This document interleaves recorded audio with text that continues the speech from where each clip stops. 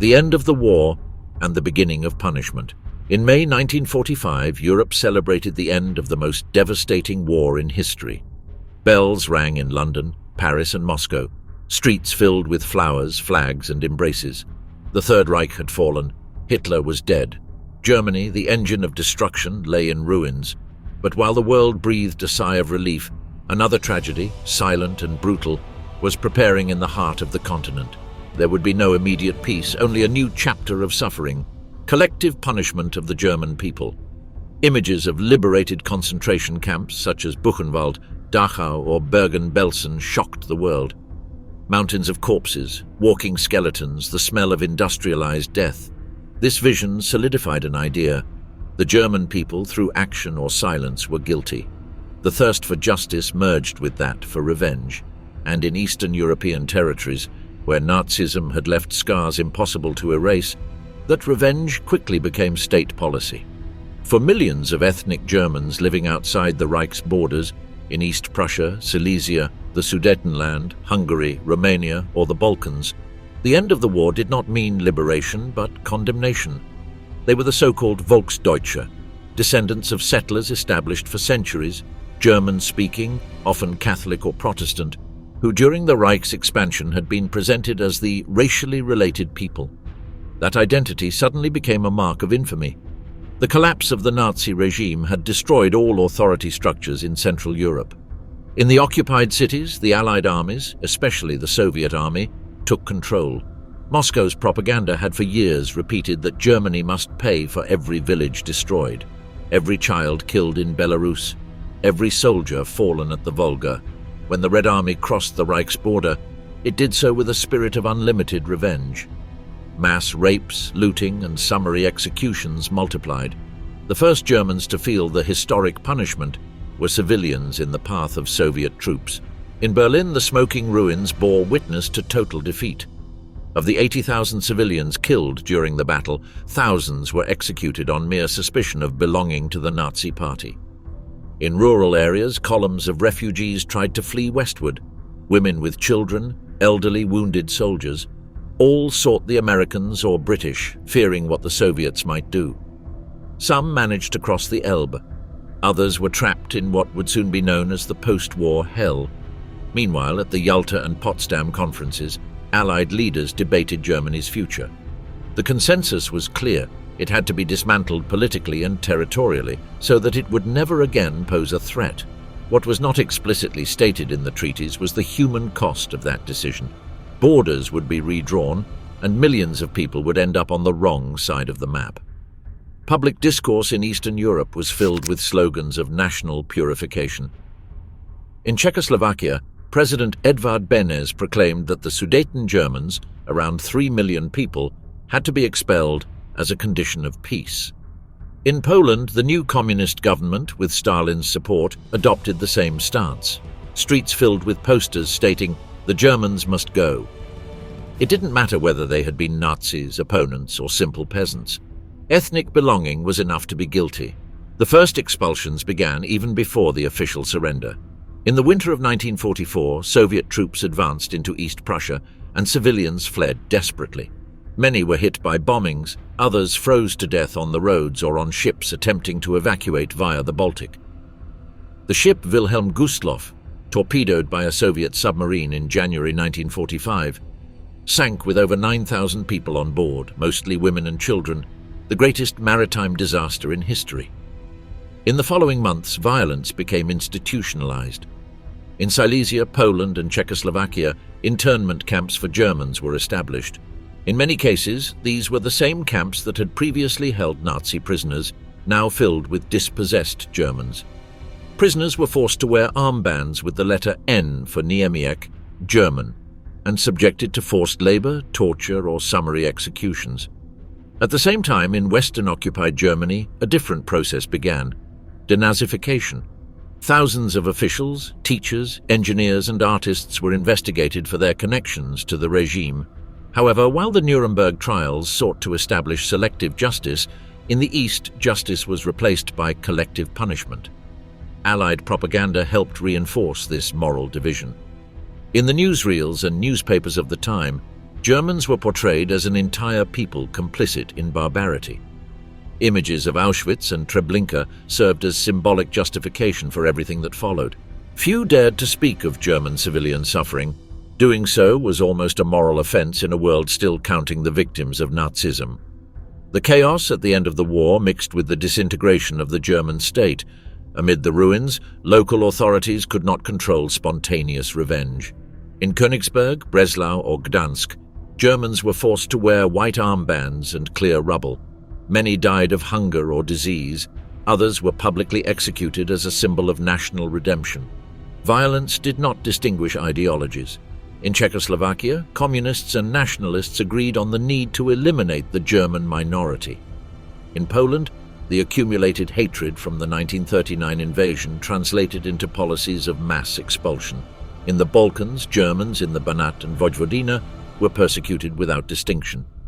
Young women were raped, men sent to labor camps or shot, and children handed over to local families or left to die of hunger. By the summer of 1945, as Europe tried to rebuild, a new human tide swept across the continent. More than 10 million dispossessed Germans walking toward a destroyed country.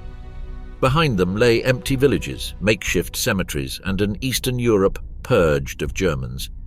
Official speeches spoke of orderly population transfers. In reality, it was ethnic cleansing on a continental scale. Trains loaded with deportees crossed borders day and night under the watch of Soviet soldiers. Some convoys took weeks to reach their destination. Many never arrived. The dream of justice had turned into another kind of hell, quieter but equally cruel. The roots of hatred, Germans outside Germany. To understand the scale of the deportations that followed the end of World War II, it is necessary to look back, long before Hitler's rise. The ethnic map of Central Europe had, for centuries, been a web of peoples mixed through war, migration, and trade. Since the 13th century, German-speaking communities had settled in Bohemia, Moravia, Silesia, Hungary, Transylvania, and the Balkans, founding villages, cultivating land, and establishing urban guilds. They were the heirs of the movement known as the Ostsiedlung, the German colonization of the East. These communities, though scattered, shared a cultural identity based on language, Protestant or Catholic religion, and a sense of belonging to the Germanic space. Over time, they became an essential part of the economic and urban landscape of Eastern Europe. In regions such as the Sudetes, Germans represented more than half of the population. In Transylvania, the Saxons of the south maintained privileges granted by Hungarian kings since the 12th century. In Poland and the Baltic states, German merchants and landowners dominated the local economy. However, this multicultural fabric began to unravel with the rise of 19th century nationalisms. The modern concept of nation, encompassing a people, a language, and a state, left no grey areas. Germans outside Germany, once respected or tolerated neighbours, began to be seen as a potential fifth column. The unification of the German Empire in 1871 and its growing military power intensified distrust. In Prague, Warsaw, or Budapest, people began speaking of the German problem, an expression that foreshadowed future tensions. When World War I broke out, many of these groups were caught between conflicting loyalties. Some fought in the Austro-Hungarian or German imperial armies, others in local armies. After the conflict, the European map was redrawn at Versailles and Saint-Germain, and the principle of self-determination was applied selectively. New nations such as Poland, Czechoslovakia, Yugoslavia, and a reduced Hungary were born with large German minorities within their borders. The case of Czechoslovakia was emblematic. Around 3 million Sudeten Germans remained within the new state, despite their desire to join Austria or Germany. In Poland, about 1.5 million Germans were incorporated into the recovered regions of the former Reich, such as Posen or Upper Silesia. In Romania, around 700,000 lived in Transylvania and the Banat. In total, more than 10 million ethnic Germans lived outside Germany and Austria by the late 1920s. The Treaty of Versailles not only humiliated Germany, but also fueled mutual resentment. German minorities felt betrayed by the victorious powers who preached self-determination but ignored their right to choose. In the new republics, local governments implemented policies of nationalization. closure of German schools, language restrictions, and land confiscations. In Poland, German settlers were expropriated under the pretext of agrarian reforms. In Czechoslovakia, the Sudeten regions were marginalized from central industrial development. During the 1920s and 1930s, these groups became a political tool for Weimar Germany and later for the Nazi regime. Hitler skillfully exploited the discontent of Germans abroad. In his speeches, he promised protection to oppressed compatriots and used their situation as a moral justification for Reich expansion. The clearest case was the Sudetenland. Nazi propaganda portrayed Czechoslovak Germans as victims of a supposed national apartheid. The crisis culminated in 1938 with the Munich Agreement, when Britain and France ceded control of the region to Hitler without consulting Prague. That precedent was devastating. For Czechs, Poles, and Slovaks, the memory of how their countries were dismantled in the name of Germans created a distrust that after 1945 turned into hatred. Nazi expansionism, which used German minorities as a pretext for invasion, sealed the fate of these communities. In the eyes of their neighbors, all were collaborators, spies, or supporters of the Third Reich. World War II exacerbated this perception. In occupied territories, many Volksdeutsche received privileges from the Nazi regime: better rations, administrative positions, expropriation of Jewish or Polish property. Some were recruited by the SS into special units such as the Prinzjugend division in the Balkans or the Handschar division in Bosnia. Although most German settlers did not directly participate in war crimes, subsequent propaganda portrayed them as silent accomplices of the occupation. When the Reich began to collapse in 1944, the consequences were inevitable. The peoples who had suffered under German rule were determined to erase every German trace from their lands. The idea of justice mixed with an ancestral desire for revenge. Exile governments, such as Beneš's Czechoslovak government, had already planned mass expulsions even before the war ended. In London in 1943, Beneš publicly declared that the Germans of Czechoslovakia must leave, none will remain.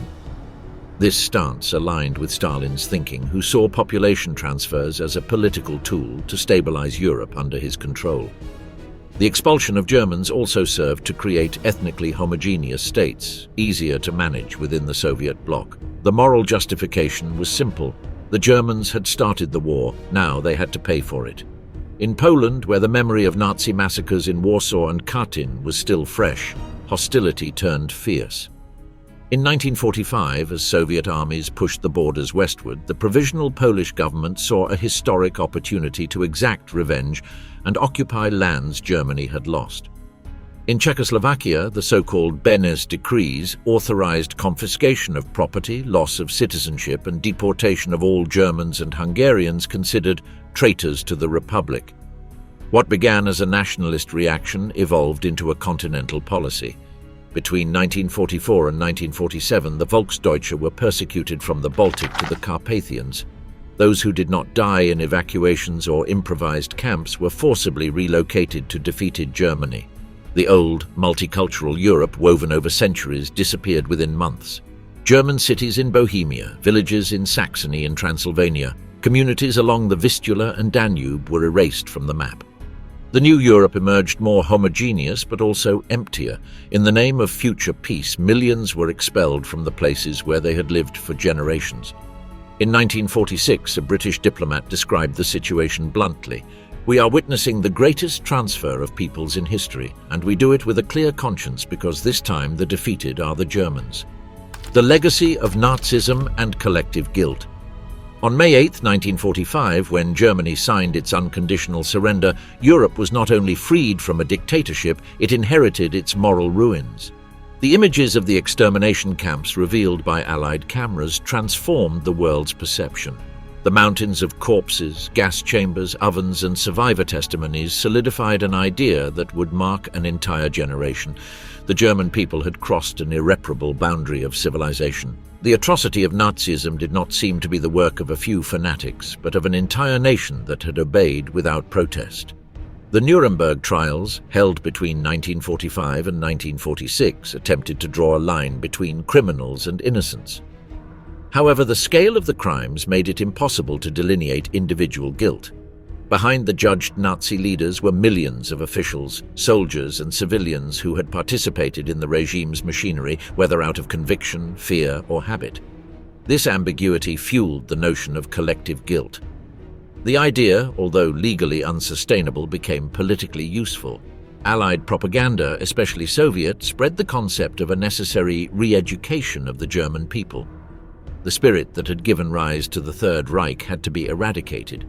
In the occupied territories, media controlled by the victors repeated the idea that the German people had to atone for their sins. British and American documentaries showed entire villages forced to visit the concentration camps to witness what had been done in their name. In the Soviet zone, the pedagogy of punishment was more direct: forced labor, expropriations, and the systematic destruction of national symbols. Collective guilt became a form of moral legitimation for the occupation. In the victors' speeches, German suffering was nothing more than poetic justice. General Eisenhower ordered that images of the camps be projected in all German cinemas and that civilians themselves assist in the cleanup of corpses. In Moscow, Marshal Zhukov declared that every brick removed in Berlin is reparations for the peoples of the East. German cities, turned to rubble by Allied bombings, were seen as the physical mirror of that guilt. Hamburg, Dresden, Berlin, Cologne, ruins that symbolized atonement. Between 1945 and 1946, millions of Germans slept among charred remains without water or food. Outside their borders, however, this misery elicited little compassion. The peoples of Eastern Europe and the Baltic, who had lost more than 30 million lives under Nazi occupation, considered this suffering a fair price. The rhetoric of guilt also extended to German communities abroad. In Czechoslovakia, Poland, Hungary, or Yugoslavia, the association between Germanness and Nazism became absolute. Local propaganda described them as seeds of the Reich, and their elimination was presented as an act of historical justice. Authorities justified expulsions, internment camps, and executions by claiming that these populations were guilty by their mere existence. The concept of inherited guilt had a deeper dimension. The world perceived the entire German culture as suspect. German philosophers, artists, and scientists were marginalized or silenced. Universities were purged. Wagner's music, Hölderlin's poetry, and Nietzsche's philosophy were shadowed by Nazism. A narrative was constructed in which all German tradition inevitably led to Hitler. Within this framework, any form of sympathy for displaced Germans was interpreted as a moral betrayal of the memory of Holocaust victims. In countries under Soviet influence, this guilt was transformed into a political instrument. Stalin understood that keeping alive the memory of Nazi terror served to consolidate the new communist regimes. The defeated enemy remained useful, even absent. Local authorities encouraged parades and commemorative events recalling German crimes, while thousands of Germans were deported to Siberian camps or used as slave labor. Punishment became confused with justice and justice with control. In the West, although with less brutal methods, the principle was similar. The denazification policy promoted by the Anglo-Saxon powers aimed to eradicate any ideological traces of the past. In practice, this meant that millions of Germans had to fill out questionnaires about their participation in the regime, lose their jobs, or be barred from holding public office. The denazification courts, called Spruchkammern, reviewed over 13 million cases. Only a small percentage were convicted, but the psychological effect was devastating. Being German had become a stigma. Meanwhile, official propaganda avoided showing the refugees' drama. Trains loaded with displaced people arriving from the east did not appear in the Allied news.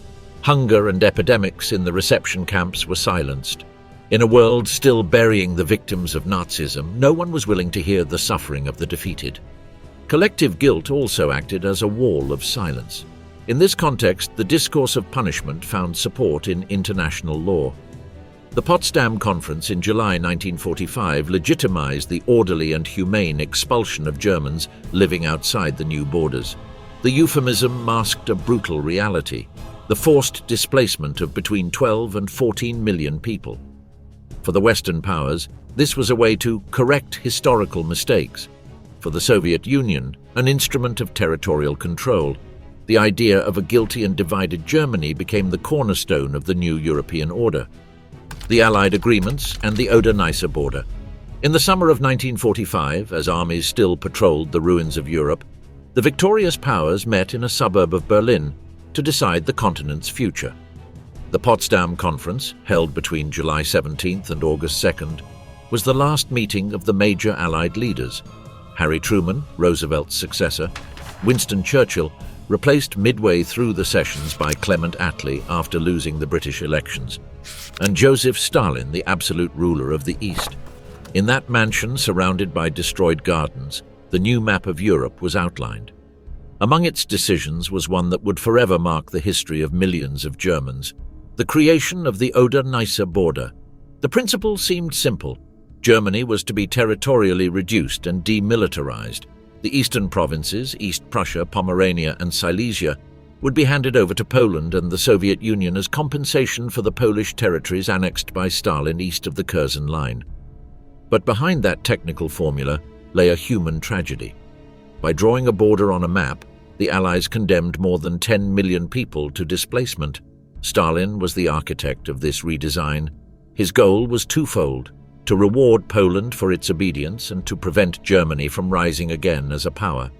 In his words, the Oder River and its tributary, the Neisse, were to be the security wall of the Slavic peoples.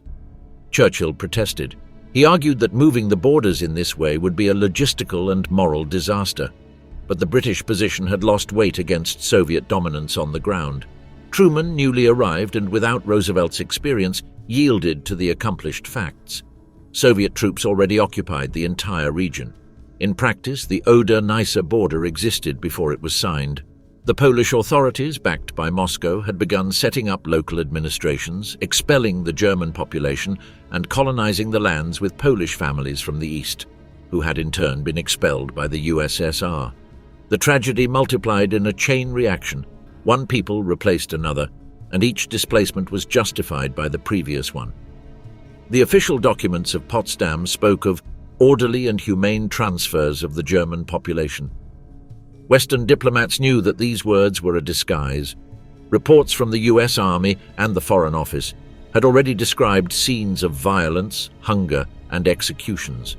But the Allied leaders chose to look the other way. The priority was to maintain cooperation with Stalin and avoid a new conflict. In the post-war balance, the fate of East Germans was an acceptable price. On the ground, the Oder-Neisse border was drawn with military precision. The Oder originated in the Sudets and flowed into the Baltic. Its tributary, the Neisse, separated Silesia from Lusatia. The cities of Breslau, Stettin, and Danzig, which for centuries had been German cultural and commercial centers, became Rokwar, Szczecin, and Gdansk. Within weeks, signs changed language, files were confiscated, and German inhabitants were expelled or marked with armbands. The machinery of the new order imposed itself without pause. The Soviets set up polonization commissions that reorganized properties, allocated housing, and distributed settlers. German peasants were forced to leave their lands, leaving behind everything they owned. In Silesia, it is estimated that more than 1 million people embarked westward between July and December 1945, many on foot, pushing carts, monitored by armed militiamen. In some villages, Polish authorities gave families just a few minutes to collect their belongings before sealing houses with official stamps. Along the Oder, Soviet military engineers began building bridges, fortifications, and checkpoints. On each bank, new Polish villages rose from the material remains of the German ones. Churches were renamed, cemeteries desecrated, and monuments destroyed. Even the memory of the landscape was altered. Not all allies accepted the new border with conviction. France, which had not participated directly in Potsdam, expressed its disagreement. Charles de Gaulle considered that the Oder-Neisse line gave too much power to Poland and the USSR, weakening the rest of Europe. But his voice came too late. The division of the continent was already a fact. The map of the Cold War began to take shape. In Germany, the news hit like a blow impossible to assimilate. The population of the East, about 7 million people, understood that there would be no return. Trains heading west arrived overcrowded, with entire families crammed together, often without water or food. At each station, Soviet authorities inspected the carriages and confiscated watches, jewelry, or coats. Allied reports from the time record that just between October 1945 and June 1946, more than 500,000 Germans died during expulsions from Poland. Meanwhile, the new Polish authorities justified the process as a cleansing of potential enemies. Propaganda insisted that these lands had been returned to their rightful Slavic people.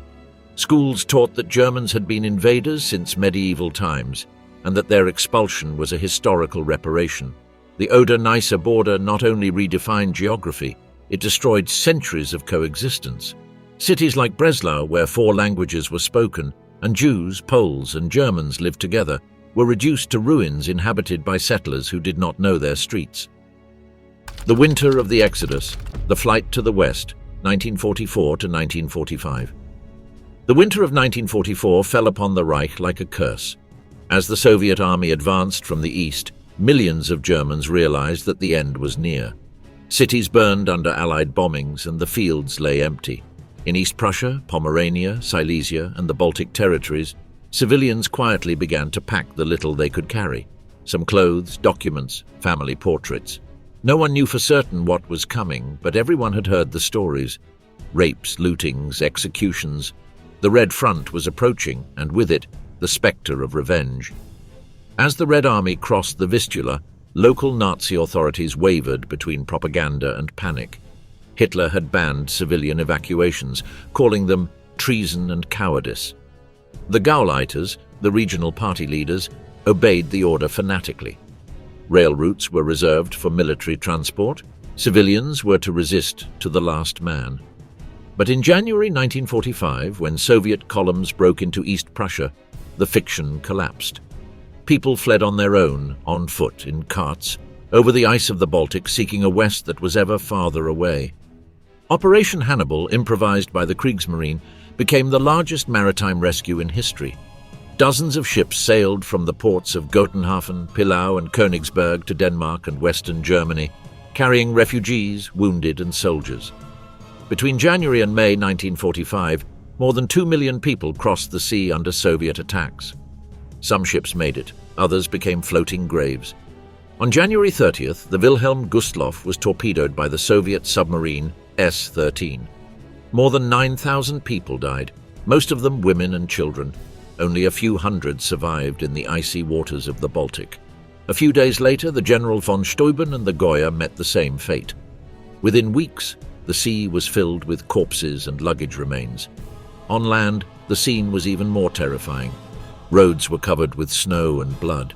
Endless columns of refugees moved under bombings and temperatures of 20 degrees below zero. Mothers dragged sleds with children. Men pushed bicycles loaded with belongings. Many fell and did not rise again. Corpses piled up along the roadside, covered with blankets or a simple layer of snow. At night, the howls of the wind mingled with the cries of orphans. The German exodus was a procession of ghosts. The Red Army, hardened by years of total war, showed no mercy. Mass rapes became an instrument of terror. In East Prussia, internal Soviet reports recorded thousands of cases in the first weeks alone. Women of all ages, including nuns and girls, were systematically assaulted.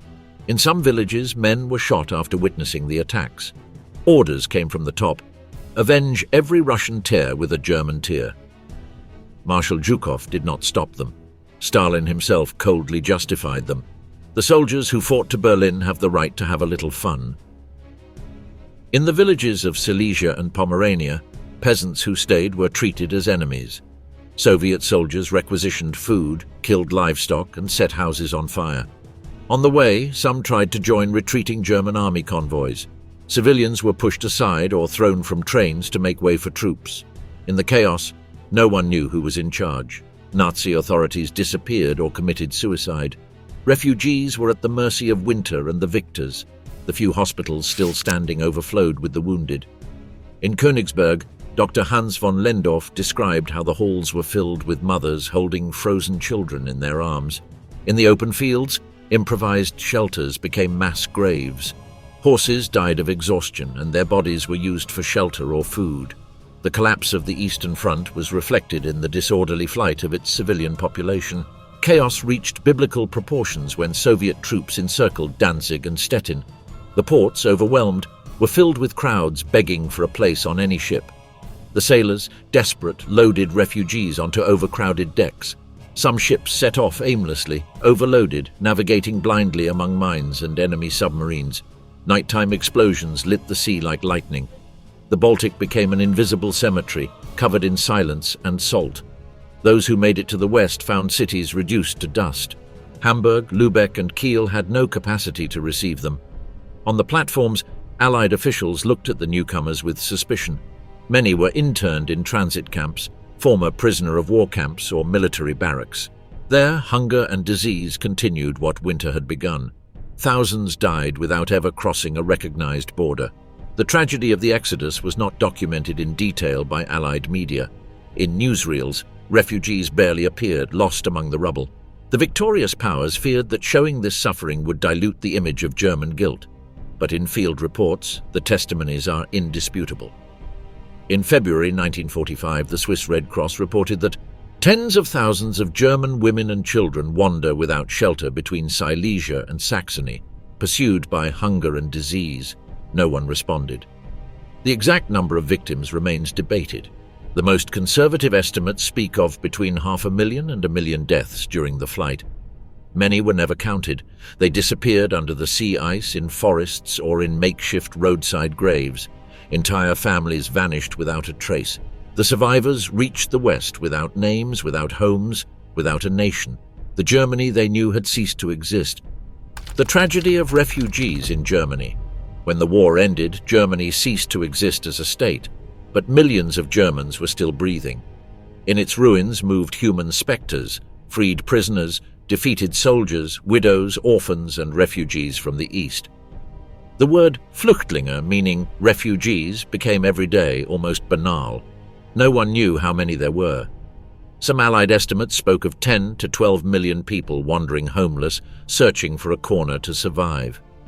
It was the largest human displacement in modern European history. The country was divided into 4 occupation zones: Soviet, American, British, and French. All, without exception, collapsed under the arrival of the displaced. The villages that were still standing could not accommodate so many people. The roads were full of broken carts, bicycles, and bodies. In the West, American soldiers saw endless columns of ragged families advancing. Some came from Silesia, others from the Baltic, others from Hungary or Romania. All had the same empty gaze, that of someone who belongs nowhere. In Bavaria, Saxony, and Schleswig-Holstein, refugees crowded into destroyed schools, stables, or basements. Those who managed to find a roof had to share it with the locals. The American military government ordered the requisition of housing, but resentment grew. West Germans, who were also suffering hunger and shortages, saw the newcomers as intruders. They were called those from the East, with contempt and fear. Their presence recalled a past everyone wanted to forget. Malnutrition was widespread.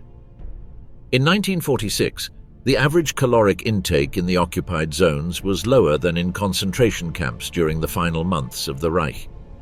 In Hamburg and Berlin, children ate tree bark and nettle soups.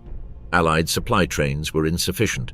In improvised refugee camps, diseases spread rapidly: typhus, dysentery, tuberculosis. Bodies piled up in snow-covered ditches.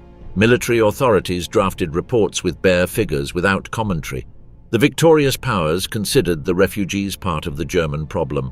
In their offices, high-ranking officers called them displaced persons, a category that placed them on the same list as prisoners of war, but without repatriation rights.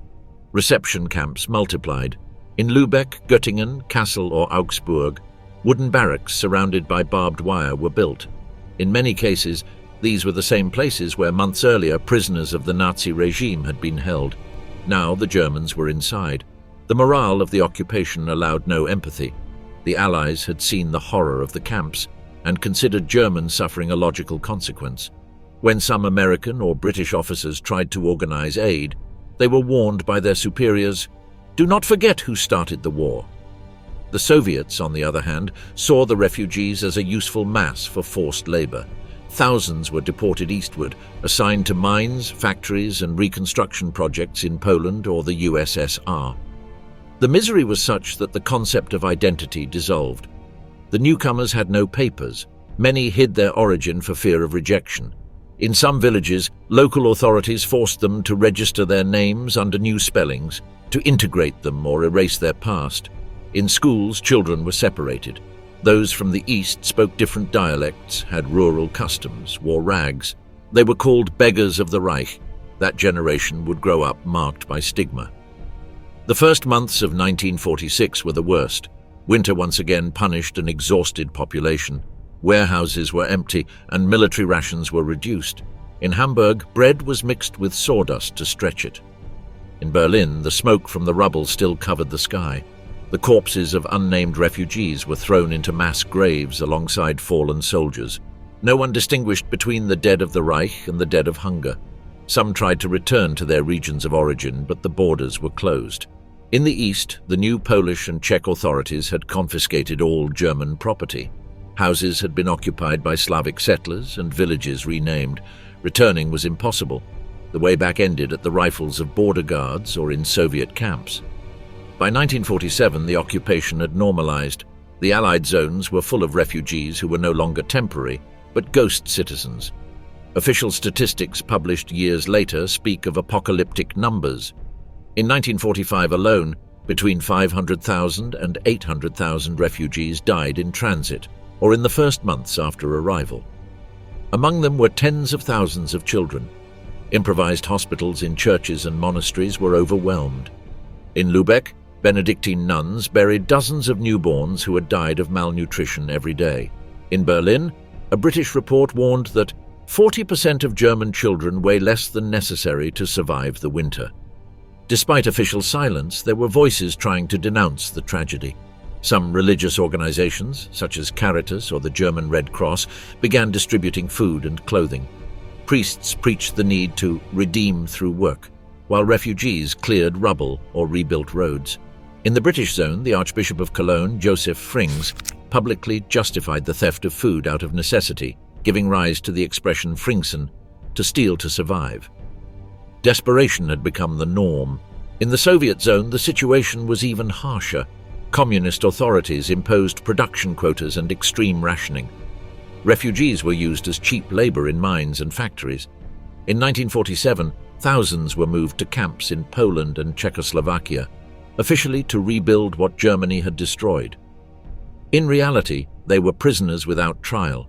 The collective trauma of the displaced shaped the character of post-war Germany. In every destroyed city, newcomers rebuilt houses, churches, and factories. They integrated slowly, but the memory of the flight never disappeared. Shared misery, paradoxically, became a point of connection between East and West Germans. Over the years, the children of these refugees would become known as the Trümmer generation, that is, the generation of the ruins, who grew up among piles of stone and learned to live without a future. Between 1945 and 1950, more than 2 million people died in Germany as a direct consequence of hunger, disease, and displacement. No one was held accountable. Military archives classified the deaths under a cold formula. Collateral effects of the post-war period: the Czechoslovak case, revenge and humiliation. On the night of May 8, 1945, while Germany's surrender was being celebrated across Europe, pent-up rage erupted in Prague. The Nazi occupation had left 1 million dead in Czechoslovakia, cities devastated and wounds impossible to heal. For 6 years, the country had been a protectorate of the Reich, administered with brutal efficiency. The Sudetenlands had become a symbol of national dismemberment. Humiliation began there in 1938, when Hitler annexed them following the Munich Agreement. 7 years later, vengeance would also begin there. The exiled president, Edvard Beneš, had warned from London that when Czechoslovakia was free again, not a single German would remain within its borders. In the months leading up to the end of the war, his government secretly prepared a policy of ethnic cleansing. With Moscow's support, Czech communists and nationalists shared a common goal: expelling the 3 million Sudeten Germans considered collective guilty for the country's disintegration. Orders were carried out quickly and ferociously. In the weeks following the surrender, local militias, partisans, and makeshift police roamed German villages armed with rifles, sticks, and chains. Germans were pulled from their homes, marked with white armbands, and gathered in squares or abandoned factories. Their property was confiscated and they were forced to march westward on foot. Scenes repeated in thousands of villages, elderly beaten, women shaved, children dragging suitcases. One of the most brutal episodes occurred in the city of Brno in Moravia. On May 30th, 1945, local authorities ordered the expulsion of the entire German population.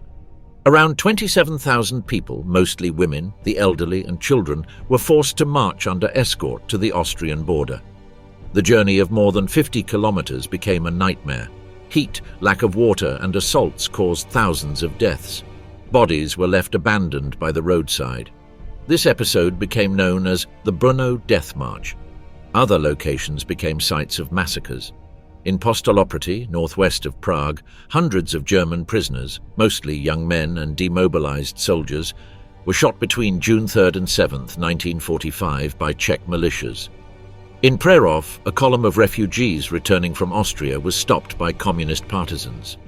All men, women and children, estimated around 265, were executed and thrown into a mass grave. None of the perpetrators were ever prosecuted. As the months passed, spontaneous violence gave way to a more organized system. In August 1945, the Czechoslovak government issued the so-called Beneš decrees. These were 143 laws that legalized the confiscation of property, loss of citizenship, and deportation of all Germans and Hungarians who had supported the Reich. In practice, the law applied to nearly the entire German population of the country. The Sudetenlands were declared state property and their inhabitants enemies of the nation. Internment camps multiplied.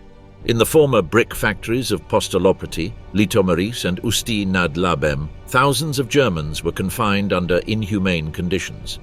Prisoners worked clearing rubble and dismantling factories, which were later sent to the Soviet Union as war reparations. In some camps, guards acted with particular cruelty. Documented cases include torture, rape, and public executions, often filmed by the militias themselves. On July 31, 1945, an explosion at a munitions depot in Ústí nad Labem caused chaos. Without evidence or investigation, the authorities accused the local Germans of sabotage.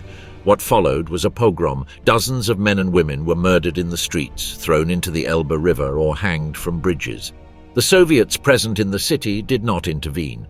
Meanwhile, the Czechoslovak press celebrated the expulsions as the Second Liberation. Newspapers published headlines such as "The Purified Homeland" and "Beneš's Justice Fulfilled." State propaganda insisted that it was not an act of revenge, but a restoration of natural order. Images of trains loaded with Germans departing for Germany were shown as proof of regained sovereignty. The international community watched with ambiguity. The British and Americans, aware that the process violated the Potsdam agreements on humane and orderly transfers, decided not to intervene. Their priority was to avoid tensions with Moscow. In their reports, diplomats described the expulsions as inevitable consequences of the war. Silence amounted to consent. By the autumn of 1946, almost all Sudeten Germans had disappeared from Czechoslovakia. Of the 3 million who had lived in the country before the war, only about 200,000 remained, mostly those married to Czechs or deemed essential to industry. Their homes were taken by Czech and Slovak settlers from other regions. Villages changed their names. German cemeteries were destroyed. The landscape itself was rewritten. The Czechoslovak government expressed no regret. Edvard Benz declared before Parliament that the expulsion had been a moral and political necessity. Years later, his Minister of the Interior, Václav Nosek, summed up the philosophy of the process. "We achieved in a few months what history had failed to do in centuries, a Czechoslovakia without Germans. Yet the wound never fully healed." Decades later, when the archives were opened after the fall of communism, the testimonies of surviving victims revealed the scale of the horror. In letters, diaries, and documents, the expelled described how their villages were looted, how their families disappeared during the marches or in the camps, how children were separated and handed over to Czech families. In many cases, their names were erased from civil records. The ethnic cleansing of the Sudeten Germans was completed in 1947. Czechoslovakia emerged as a homogeneous state, devoid of the minority that for centuries had been part of its cultural and economic identity. The buildings of border towns, abandoned or repopulated, still bore German inscriptions on their walls for years, testimonies of a history no one wished to remember. In 1948, the Communist Party took power and sealed official silence. Speaking of the Sudeten issue became dangerous. Only half a century later, after the fall of the regime, did the Czech Republic partially acknowledge the moral responsibility for those deportations. The Polish case, from hatred to silent extermination. Nowhere in Europe was the hatred toward Germans as deep as in Poland. There, the Nazi occupation had not been merely military. It was a policy of systematic extermination. Millions of Jewish and non-Jewish Poles were murdered, their cities destroyed, and their intellectual elite wiped out. When the Red Army entered in 1945, the country was a cemetery. In that setting, the idea of revenge needed no propaganda. A shared silence and an unwritten motto were enough. They did this to us, now it's our turn. The Soviet troops advanced from the east, accompanied by Polish militias reorganized under communist command. Behind the battlefronts, the new authorities were already preparing the cleansing of the territories reclaimed from the Reich. Poland, redrawn by Stalin, had lost its eastern regions, Vilnius, Lviv, and Grodno, and in return would receive German lands in the west, Silesia, Pomerania, and East Prussia. To populate them, they first had to be emptied. The first decrees of the Polish Committee of National Liberation ordered the immediate expulsion of Germans from those regions. In theory, the transfers were to be carried out in an organized and humanitarian way, in the spirit of Potsdam.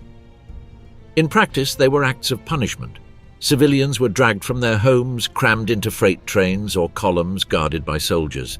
The marches took place in extreme cold, without food or water.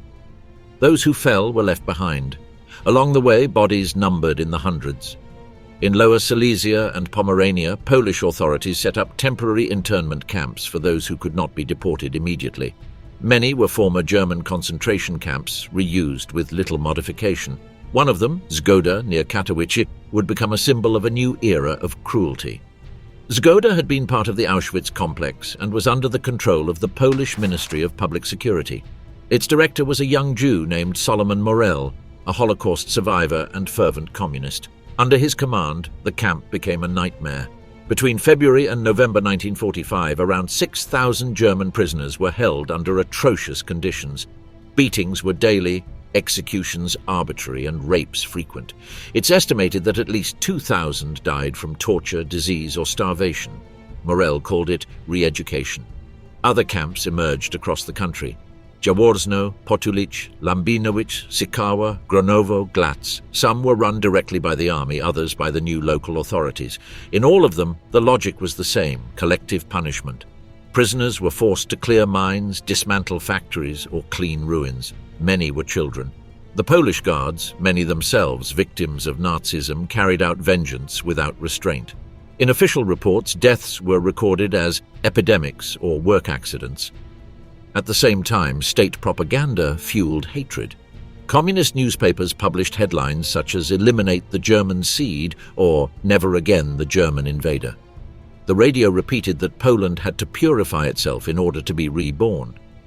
In schools, children learned that the new Western lands, known as Ziemi Odzyskain, recovered territories, were Poland's ancestral property. School maps erased German names and replaced them with Slavic translations.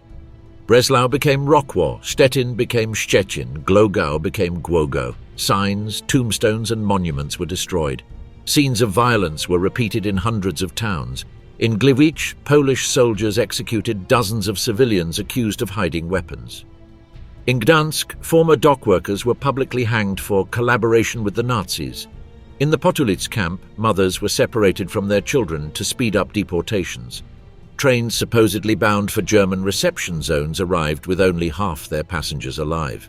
Between 1945 and 1947, according to German historian Rüdiger Overmans, between 1.2 and 1.5 million Germans died in Poland as a direct result of expulsions, camps and marches. The figure includes those who perished from hunger or disease, as well as those summarily executed. The exact number remains disputed, as communist authorities destroyed or falsified the records. The role of the Polish government in these massacres was ambiguous. Officially, it condemned the excesses and spoke of spontaneous popular outbursts. In reality, many of these acts were coordinated. The secret police, the feared Urzon Bezpieczeństwa, organized raids, controlled camps, and reported directly to Moscow. Stalin tolerated the violence. For him, German suffering was part of historical retribution. Social resentment also played a role. During Nazi occupation, Poles had lived under a racial terror system that reduced them to servitude. Upon regaining power, many felt the need to prove they were not inferior. The punishment of Germans was in part a national reaffirmation. In villages where Polish settlers replaced Germans, purification ceremonies were held. The white and red flag was raised, the fields were blessed with holy water, while the last Germans were escorted to the wagons. In rural areas, violence took on personal tones. Old feuds, false accusations, and theft were disguised as patriotic justice. Judicial records show thousands of cases in which accusers seized land or property from German families. Courts rarely investigated. For the new socialist Poland, the past was to be erased, not judged. Meanwhile, German refugees attempting to cross westward faced a new nightmare: the progressive closure of border crossings. Convoys were turned back and many were stranded in no man's land, living in abandoned stations or transit camps. Soviet authorities began classifying the displaced by their usefulness. Young men were sent to labor camps in Ukraine, able-bodied women to textile or agricultural factories. The elderly and sick were simply discarded. The terror lasted for years. In 1948, the Polish administration still operated more than 200 camps with German populations. Only after 1949, when the communist regime consolidated control and needed labor for reconstruction, were mass expulsions replaced by forced assimilation. Some Germans were registered as Poles if they agreed to change their names and declare Slavic ancestry. Those who refused disappeared.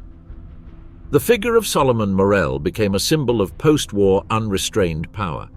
For decades, he was protected by the communist regime, rising through police ranks and receiving state honors. Only after 1989, with the fall of communism, did the testimonies of Zgoda survivors emerge. In 1992, Polish justice formally charged him with crimes against humanity, but Morel fled to Israel, where he lived until his death in 2007 without being extradited. The silence over the German expulsions in Poland persisted throughout the Soviet era. Speaking of it was deemed revanchist propaganda. The archives were sealed and the victims forgotten. In the official narrative, Poles were only victims of Nazism, Germans only perpetrators. There was no room for nuance. The labor camps and the new Soviet purges. While Europe celebrated the end of the war, a new form of captivity began in the East. Borders were in flux, governments were being reconfigured under Moscow's control, and millions of Germans were trapped in territories now dominated by the Red Army. For Stalin, these men and women were not refugees but a resource. Labor without cost, guilty by definition, and expendable. The Soviet Union had lost more than 25 million lives during the war and needed to rebuild. Factories, railways, and entire cities had been reduced to ashes. Instead of financial reparations which Germany could not pay, Stalin chose to exact payment with bodies. In 1945, the Soviet administration created a vast network of labor camps where German prisoners and deported civilians would be used as productive labor. The NKVD, the Soviet political police, handled the logistics. Trains that had previously transported troops or ammunition now carried human cargo. Convoys with thousands of Germans departed from Poland, Czechoslovakia, Hungary, Romania, and the Balkans to Ukraine, Belarus, Siberia, or the Urals. Many died en route, suffocated or frozen. Those who survived were distributed to mining camps, hydraulic projects, or ruined factories. In December 1944, even before the end of the war, Moscow had issued the order known as Decree Number 7161. All German men aged 17 to 45 and women aged 18 to 30 residing in Eastern Europe were to be deported to the USSR for labor reparations. Within a few weeks, more than 200,000 people were arrested and transferred. In Romania and Hungary, the raids were carried out using lists prepared by local authorities.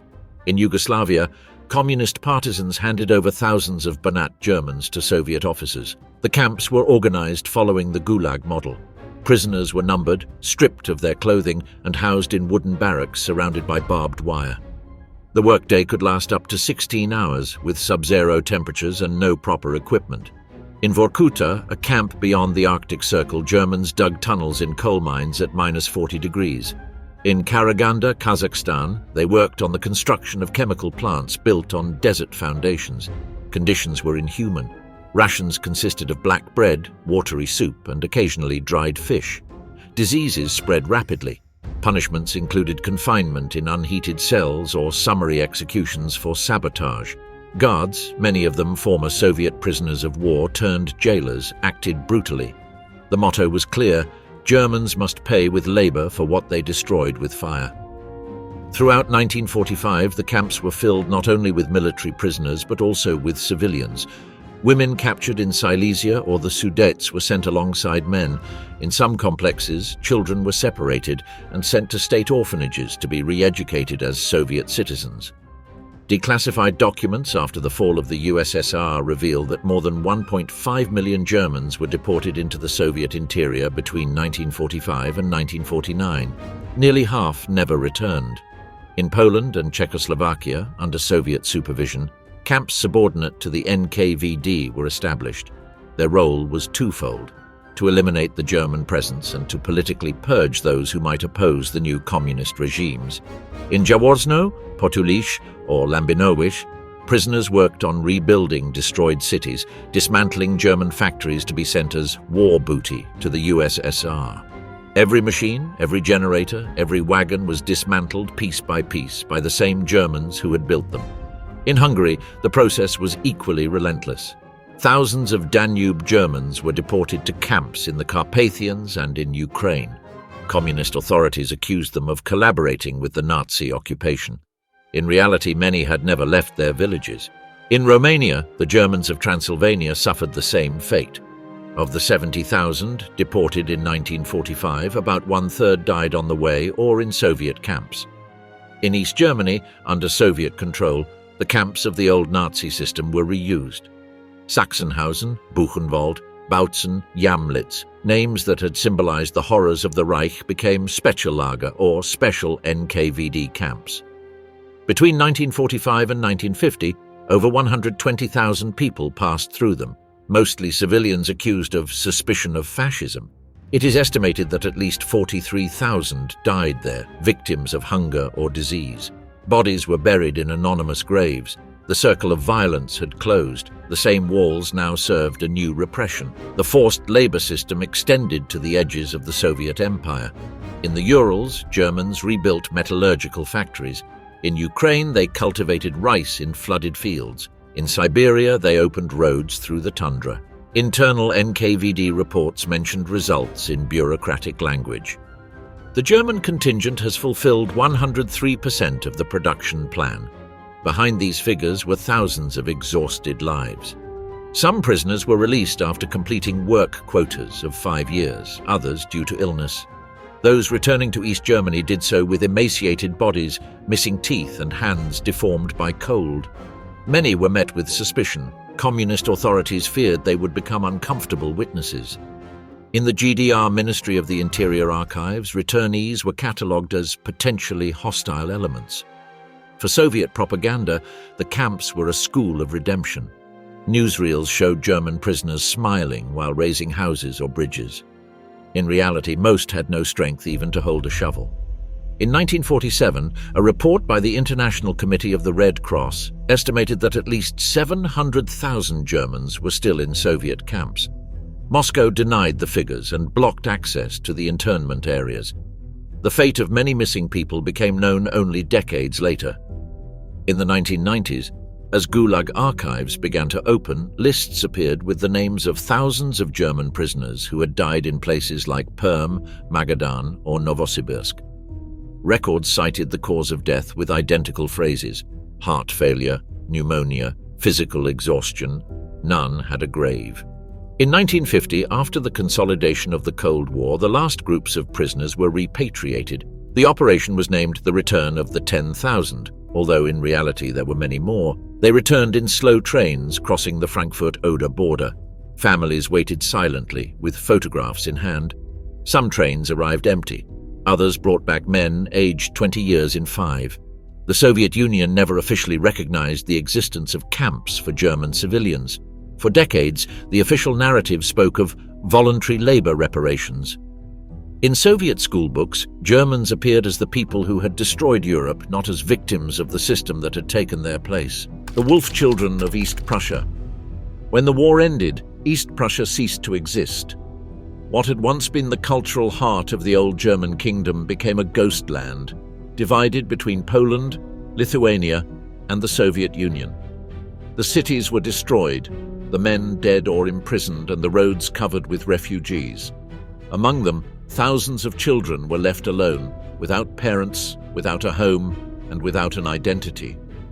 They would be remembered by a name as tragic as it was poetic, the Wolf Children, or Wolfskinder. The phenomenon began in the final months of 1944, when the Soviet front swept through East Prussia. Bombings, executions, and rapes caused the total disintegration of the family structure.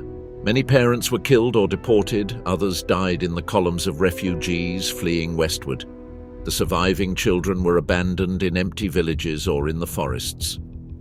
They were between 5 and 14 years old and quickly learned that depending on adults meant death. As famine spread, these children began to wander through the fields. They hid during the day and came out at night to search for food in the ruins or to steal from supply trains. Their wild appearance gave them the name by which they would go down in history. They lived among wolves, ate roots, rats, or tree bark. Some organized into groups, almost tribes, moving between the Polish and Lithuanian borders. Others walked alone, aimlessly, following the instinct to find something to keep them alive. The landscape was apocalyptic. Farms were empty, villages burned, and Soviet soldiers patrolled the roads. Children learned to hide among rubble or under train cars. If caught, they were sent to state orphanages or labor camps, where hunger was equally deadly. Many preferred to keep running.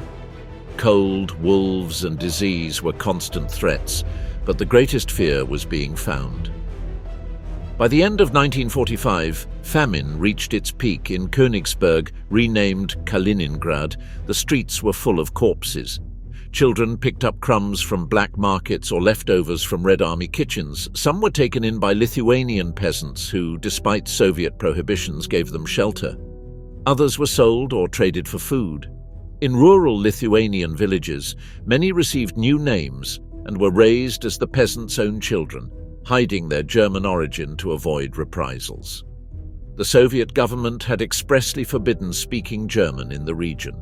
Being identified as German was equivalent to a death sentence. Children who were discovered were taken to state orphanages, given Russian names, and indoctrinated into communism.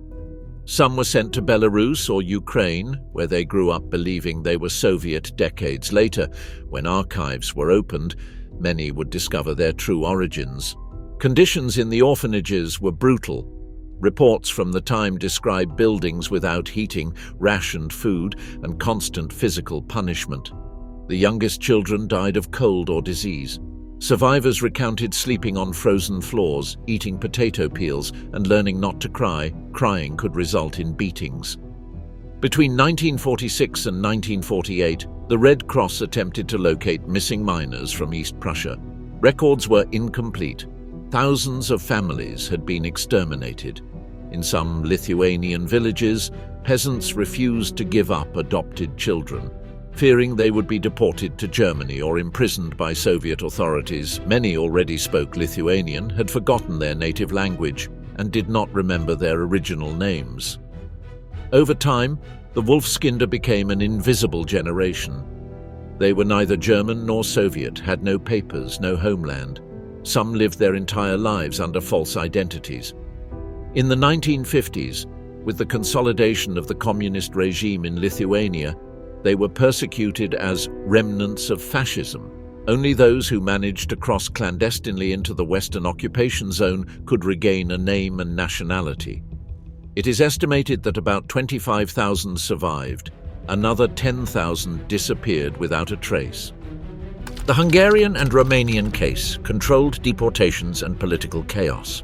While in Poland and Czechoslovakia, the expulsion of Germans took on the tone of popular revenge, in Hungary and Romania, the process was presented as an orderly operation under Soviet supervision, but the appearance of legality barely concealed the same background of fear, misery, and uprooting. The deportations were less chaotic, but no less devastating. There, ethnic cleansing was disguised as administrative policy. On December 29, 1945, the Hungarian government issued Decree 12,330, ordering the expulsion of all Germans guilty of supporting Nazism or identifying with the German nation. In practice, it applied to almost everyone. Soviet authorities coordinated the transfers, claiming it was a voluntary repatriation to Germany. But most of those affected had been born in Hungary and had never set foot in the Reich. Trains departed from Győr, Pécs, Szekszád, and Baja towards the American occupation zone. Each wagon carried entire families with only what they could carry. Often, the lists were drawn up arbitrarily. A German surname was enough to be included. Local officials confiscated their homes and reassigned them to Hungarian peasants or repatriates from the east. Between 1946 and 1948, about 220,000 people were deported. Thousands died en route or in transit camps. The operation was accompanied by an intense propaganda campaign. Communist Party newspapers published articles titled "The Traitors Leave" or "Hungary Purifies Its Soil." Authorities insisted that it was an act of social justice, not revenge. In villages, officials read the deportation lists aloud before gathered neighbors. The chosen had 1 hour to collect their belongings. Some tried to hide or forge documents, but informers were abundant. Fear and humiliation became the everyday atmosphere. In the south of the country, where Swabian families had worked the land for generations, the expulsion destroyed an entire economy. Crops were lost and villages were left half empty. Properties were taken over by peasants brought from the north, often without agricultural experience. The landscape changed language and ownership in a matter of weeks. Simultaneously, the NKVD selected about 30,000 men and women to send them to labor camps in the Soviet Union. They were called human reparations. Trains departed for Ukraine and the Urals filled with workers who had never been tried. About 1/3 of them did not return. In Romania, the process was more confusing and contradictory. The country had switched sides in 1944, joining the Allies, but that did not save it from Soviet control. In Transylvania, Banat, and Bessarabia, more than 700,000 Germans lived, descendants of Saxon and Swabian settlers established centuries earlier. Initially, communist authorities avoided a total expulsion. They needed labor for reconstruction and feared economic collapse. However, Soviet pressure was relentless. In January 1945, the Romanian government issued a secret decree authorizing the deportation of all Germans aged 17 to 45 fit for work. Within days, raids began. Army soldiers and Soviet agents stormed villages at dawn, surrounded houses, and arrested young men and women. In the village of Bietan, Transylvania, more than 300 people were taken in a single night. Trains left eastward without prior notice. The deportees were sent to mines and factories in Ukraine, Donbass, and the Urals. Conditions were extreme. Many died of cold or disease before arrival. Those who survived worked up to 10 years before being repatriated. Upon returning, they found their properties confiscated and their villages occupied by Romanian or Hungarian settlers. Communist authorities denied them citizenship, labeling them enemies of the people. Meanwhile, in Romania, people's courts were organized to judge the alleged German war criminals.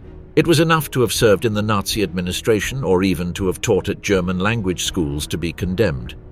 Many were sent to prison or to internment camps, such as the one in Târgu Jiu.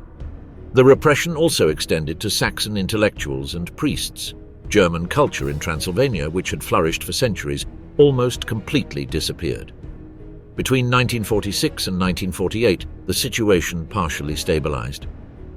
The Western powers, concerned about the scale of the displacement, pressured to halt the expulsions. However, those who had already been deported could not return. The Romanian government used their confiscated properties to redistribute land among peasants loyal to the Communist Party. In the records, their names were erased. In Hungary, the process of integrating the few remaining Germans was equally harsh. They were forbidden to speak their language in public, print newspapers, or teach their culture. Children had to attend Hungarian schools and adopt new names. Those who resisted were accused of fascist revisionism. Only in the 1950s, with the consolidation of János Kádár's regime, was some symbolic rehabilitation allowed. But by then, the Danube Swabians were a broken community.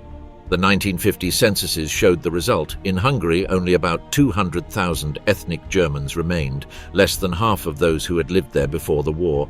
In Romania, about 350,000, impoverished and scattered. The rest had disappeared between borders, trains, or Soviet camps.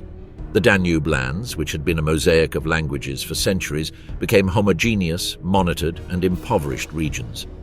Lutheran churches closed, German newspapers disappeared, and old signs with German inscriptions were removed from facades. In their place, empty walls and silent villages remained. The silence of the world, selective justice, and Allied propaganda.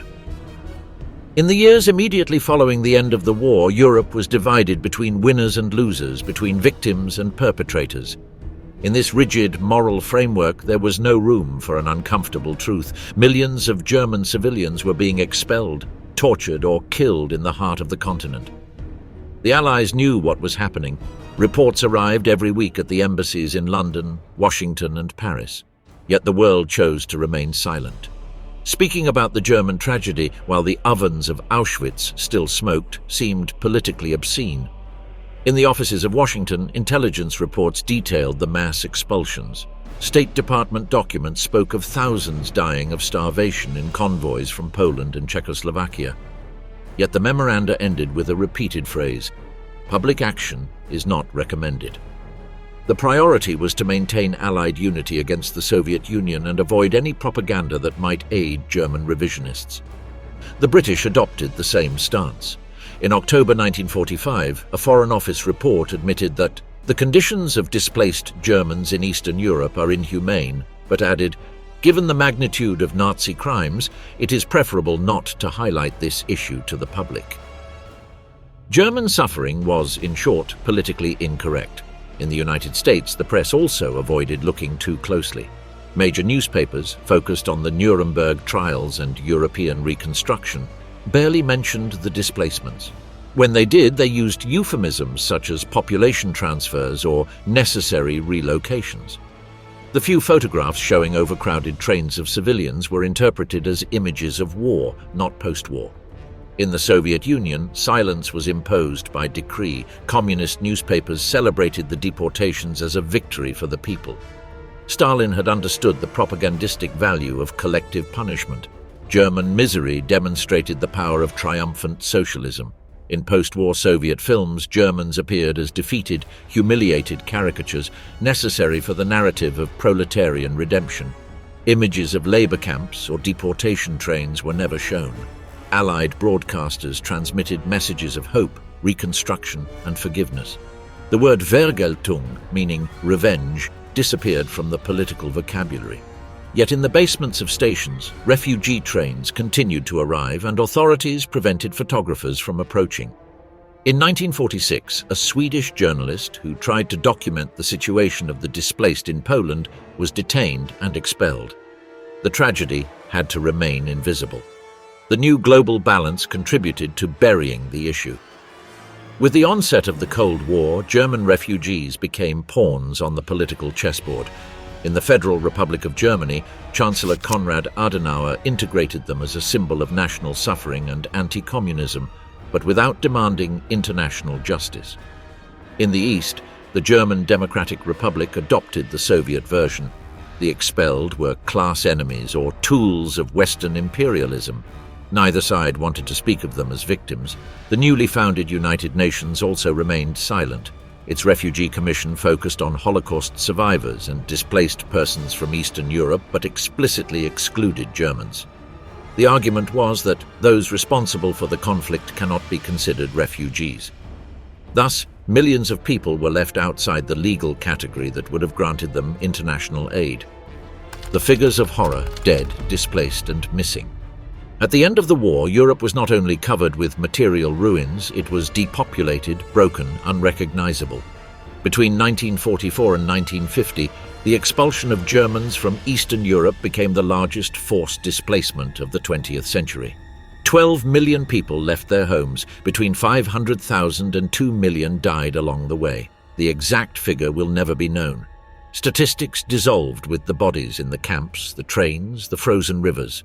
The broadest estimates speak of between 12 and 14 million expelled.